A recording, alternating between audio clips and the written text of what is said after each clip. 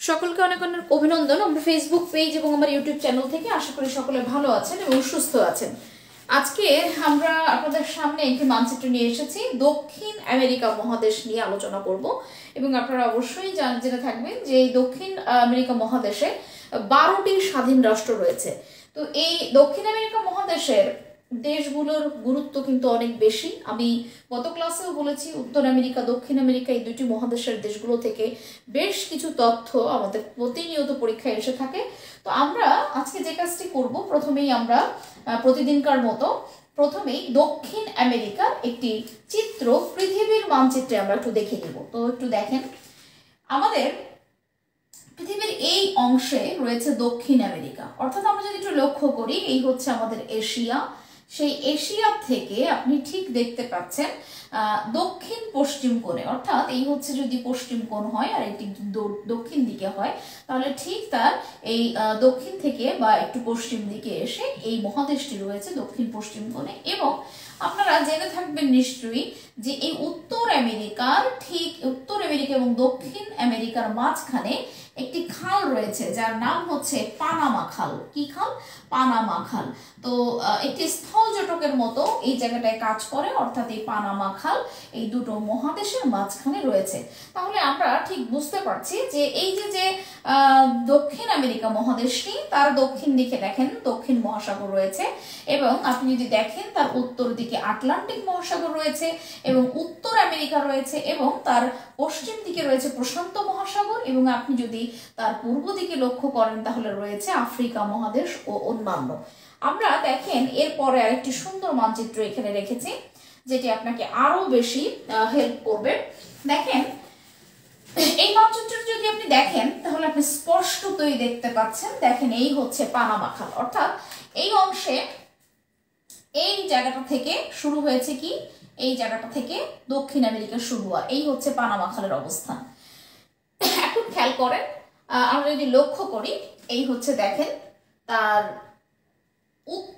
উত্তর কোণ যদি আপনি বলেন, উত্তর মহাসাগর মানে আটলান্টিক সাগর রয়েছে উত্তর দিকে এবং দেখেন এই যে যদি আপনি দেখেন দক্ষিণ আটলান্টিক সাগর রয়েছে এই অংশতে, এইদিকে প্রশান্ত মহাসাগর রয়েছে এবং আপনারা নিশ্চয়ই জানেন উত্তরের এই অংশে রয়েছে উত্তর আমেরিকা। তাহলে আমরা চারিদিকটা বুঝলাম। এবার আমরা একটু দেখে নেই যে কি কি দেশ আছে এখানে। তো আমরা এই 12টি রাষ্ট্র আপনারা নিশ্চয়ই দেখতে পাচ্ছেন। দেখেন এই অংশে হচ্ছে ভেনিজুয়েলা, এই অংশে কি পাচ্ছি আমরা? এই অংশে পেলাম ভেনিজুয়েলা। দেখেন এই রাষ্ট্রগুলোর নাম আপনি শুনেছেন এবং মনে রাখবেন এই প্রতিটি রাষ্ট্রের কিছু ডিটেইলস আছে যেটা আমরা বিভিন্ন ক্লাসে পড়ব। এবার দেখেন এখানে একটি রাষ্ট্র রয়েছে, এই অংশে একটি রাষ্ট্র রয়েছে, এটি হচ্ছে কলম্বিয়া। কি নাম? এটি হচ্ছে কলম্বিয়া বা কলম্বিয়া যেটাই আপনি বলেন। এরপরে দেখেন এইখানে আরেকটি ছোট রাষ্ট্র রয়েছে, এটি হচ্ছে ইকুয়েডর। কি নাম? ইকুয়েডর। এখন এই যে আমরা যে আসলে এত রাষ্ট্র, এগুলো কিন্তু মনে রাখা খুব কঠিন, বাট আমরা যদি মানচিত্র দেখে পড়ি তাহলে এই জিনিসটা অনেক সহজ। ইকুয়েডর, এরপরে দেখেন এরপরে একটি রাষ্ট্র রয়েছে সেটি হচ্ছে পেরু। এই যে হলুদ যে অংশটুকু রয়েছে এটা হচ্ছে পেরু, অর্থাৎ দক্ষিণ আমেরিকার যে 12টি রাষ্ট্র, সেই 12টি রাষ্ট্র আমরা একটু খুঁজে বের করছি।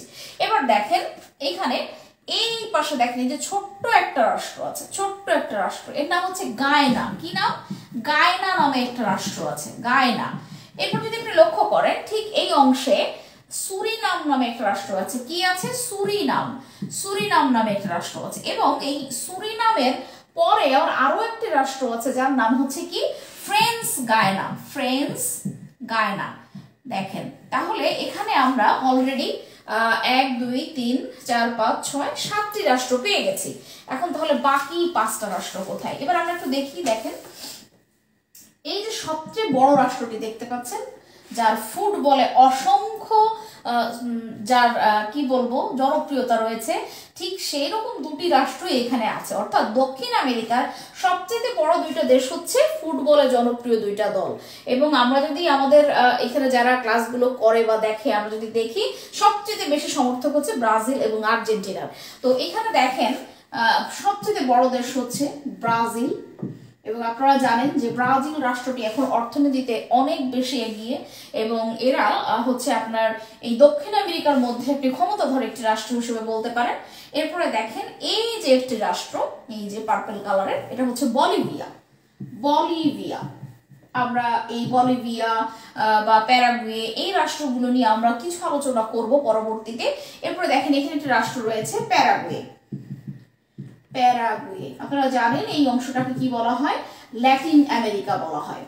এরপরে দেখেন এখানে আছে উরুগুয়ে। আপনারা নিশ্চয়ই বুঝতে পারছেন এই প্রতিটা রাষ্ট্রের নাম আমরা অন্তত ফুটবল খেলার মাঠে কিন্তু আমরা পেয়ে থাকি এই নামগুলো, এবং এরা অত্যন্ত ফুটবল খেলায় পারদর্শী এবং জনপ্রিয় কিছু দেশ। এবং দেখেন এখানে আছে কি, এখানে আছে এই যে লক্ষ্য করেন আর্জেন্টিনা।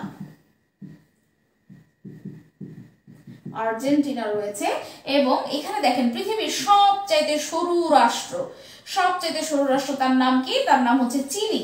সবচাইতে সরু রাষ্ট্র হচ্ছে চিলি। এখন আপনি যদি লক্ষ্য করেন এখানে আমরা একটু বিতর্ক শুরু হয়ে গেল, অর্থাৎ এখানে দেখেন আমরা এখানে ভেনেজুয়েলা পেয়েছি, কলম্বিয়া পেয়েছি, এরপরে হচ্ছে ইকুয়েডর পেয়েছি, পেরু পেয়েছি, তারপরে হচ্ছে আমরা গায়না পেয়েছি। তো এখানে একটি দুটি দেশ বেশি হবে এবং আমরা এখানে আগেও দেখেছি যে বিভিন্ন সময় আমরা কিছু দেশ নিয়ে বিতর্ক থাকে, অর্থাৎ আমরা যে 12টি রাষ্ট্র বললাম, দেখেন ইকুয়েডর, পেরু, তারপরে হচ্ছে এখানে আমরা কি পেলাম, এখানে দেখেন গায়না এবং ফ্রেঞ্চ গায়না, এখানে দুটো রাষ্ট্র আমরা পাচ্ছি। এরপরে যদি আমরা একটু লক্ষ্য করি, চিলি পেয়েছি, এখানে আমরা চিলি রেখেছি, আর্জেন্টিনা পেয়েছি, ব্রাজিল পেয়েছি, প্যারাগুয়ে পেয়েছি এবং বলিভিয়া পেয়েছি। এখন দেখেন ওইদিকে 6টা আর এদিকে হচ্ছে আমরা অলরেডি এখানে 1 2 3 4 5 6 দেখেন, অর্থাৎ এখানে 7টি ওখানে 6টি।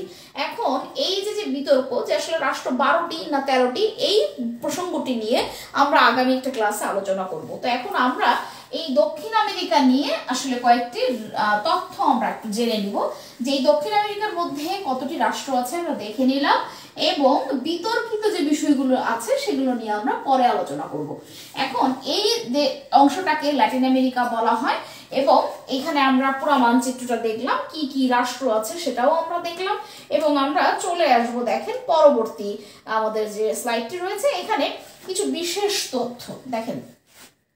যে জায়গাটি নিয়ে আমরা কথা বলতে চাচ্ছিলাম সেটা এখানেই সমাধান আমরা চাইলে করে ফেলতে পারবো। দেখেন দক্ষিণ আমেরিকা পৃথিবীর 4র্থ বৃহত্তম মহাদেশ এবং যা পৃথিবীর স্থলভাগের 12%, অর্থাৎ এর স্থলভাগের 12% হচ্ছে এই দক্ষিণ আমেরিকা। এবং এই মহাদেশটির উত্তরে, অর্থাৎ যদি আমরা বলি উত্তর আমেরিকা এবং এই দক্ষিণ আমেরিকার মধ্যে পানামা হচ্ছে স্থলজটকের মাধ্যমে এই দুইটাকে কি করে, একত্রিত করে। আচ্ছা, এবার দেখেন এখানে 12টি রাষ্ট্র আছে। এখন এই যে একটু আগে যে আমরা দেখলাম যে যেমন গায়না, ফ্রেঞ্চ গায়না, কিন্তু এখানে দেখেন এখানে কোথাও ফ্রেঞ্চ গায়নার নাম কিন্তু লেখা নাই। এখানে কি আছে, এখানে গায়নার নাম লেখা আছে, ফ্রেঞ্চ গায়নার নাম নাই। এখন এই যে কি বলবো, ছোটখাটো বিতর্ক আমরা প্রতিটা মহাদেশেই কিন্তু দেখেছি। সো এটা আমরা মাথায় না নিয়ে এখানে কিছু তথ্য আছে। দেখেন এই 12টি মহাদেশের দেশের মধ্যে 10টিকে বলা হয় লাতিন রাষ্ট্র বা ল্যাটিন রাষ্ট্র। এর মধ্যে দেখেন আর্জেন্টিনা রয়েছে, Bolivia, Brazil, Chile, Colombia, Ecuador, Peru, Uruguay এবং ভেনেজুয়েলা। এই বাকি 2টা রাষ্ট্র হচ্ছে লাতিন নয়। সেটা কোন 2টা, গায়না এবং সেটা হচ্ছে সুরিনাম। ওই যে দেখলেন গায়না, আমি মানচিত্রটা আবার একটু ফেরত যাই, দেখেন এই যে জায়গাটা দেখেন, এই যে হচ্ছে গায়না আর এই হচ্ছে ফ্রেঞ্চ গায়না।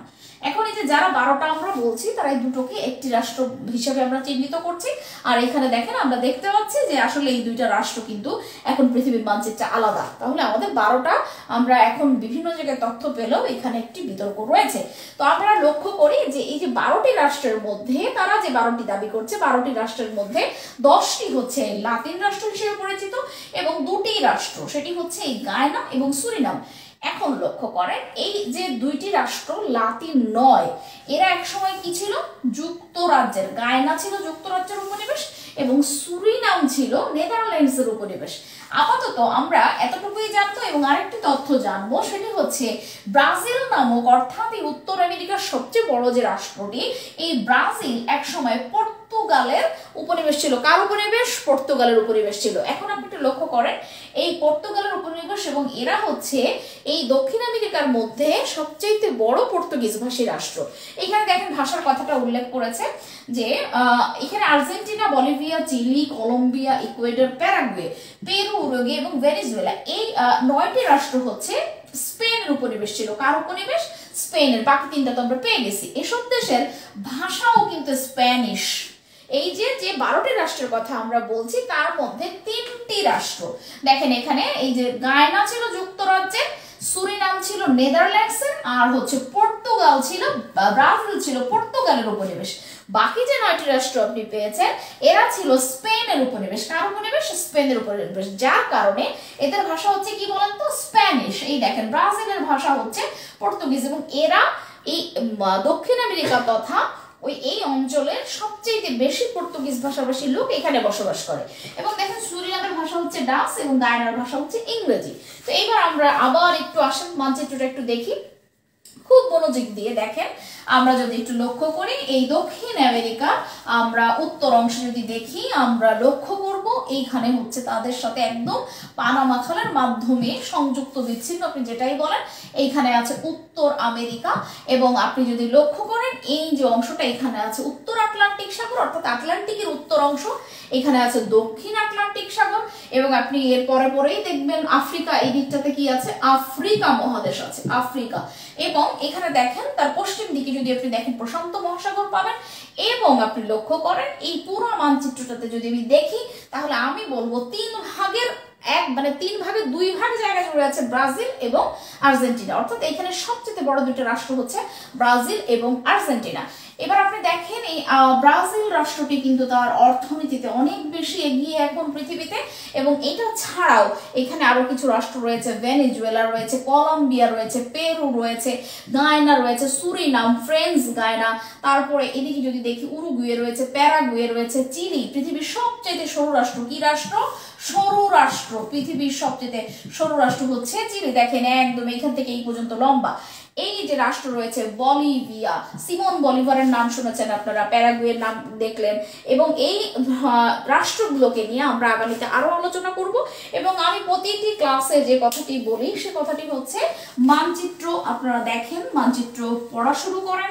যেমন এই যে আজকে আপনি পানামা খালের সাথে পরিচিত হলেন, তাহলে আপনি কি কখনো প্রশ্ন করতে পারে পানামা খাল কবে খনন করা হয়, পানামা খালের অবস্থান কোথায় এবং পানামা খাল কোন দুটি মহাদেশকে সংযুক্ত করেছে বা বিচ্ছিন্ন করেছে, তাহলে আপনি অবশ্যই মানে কোন জায়গাটি কি জায়গাটিতে তার অবস্থান আপনি যদি এটা বুঝতে পারেন বা একটু মনে থাকে তাহলে এই বিষয় সম্পর্কে আপনার আগ্রহ আসবে। এবং পৃথিবীর মানচিত্রে দক্ষিণ আমেরিকার অবস্থানটা দেখে নেবেন এবং প্রত্যেকে এই ধরনের একটি মানচিত্র নিয়ে তারপরে এই দেশগুলো সম্পর্কে যদি আপনি ধারণা নেন, আশা করি এই ক্লাসগুলো আরো আপনার বুঝতে সহজ হবে এবং আপনি পরীক্ষায় এখান থেকে প্রশ্ন আসলে উত্তর করতে পারবেন। সকলে ভালো থাকবেন, সুস্থ থাকবেন, আমাদের ভিডিওগুলো শেয়ার করবেন। অসংখ্য ধন্যবাদ সকলকে।